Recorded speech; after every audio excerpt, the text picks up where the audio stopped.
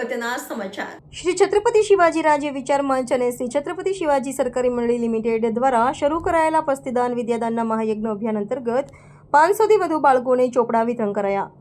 શ્રી છત્રપતિ શિવાજી રાજ્ય વિચાર મંચ અને શ્રી છત્રપતિ શિવાજી સરકારી મંડળી લિમિટેડ દ્વારા છેલ્લા 6 વર્ષથી પસ્તીદાનની વિદ્યાદાનના મહાયજ્ઞ અભિયાન અંતર્ગત જરૂરિયાતમંદ બાળકોને ચોપડા વિતરણ કરવામાં આવ્યા, જેમાં આજે બરાનપુરા વિસ્તારમાં આવેલ શ્રી દત્ત મંદિર ખાતે કાર્યક્રમનું આયોજન કરવામાં આવ્યું હતું।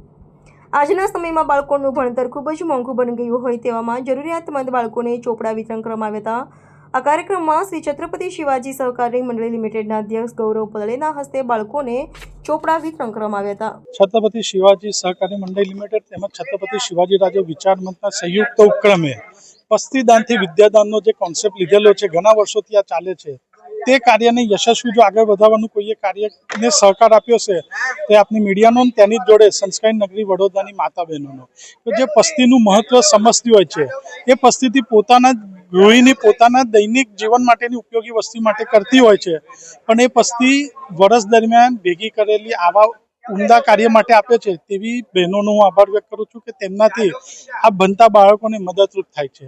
અને તેની જ જોડે આપનો મીડિયાનો બી પુનઃ એકવાર આભાર વ્યક્ત કરું છું કે તે લોકો સુધી આ જાગૃતતા પહોંચાડી છે। તેના જ ભાગરૂપે દર વર્ષ કરતાં આ વર્ષે બી ચોપડા માટેની લેવા માટેની બાળકોની સંખ્યામાં ધરખમ વધારો થયેલો છે।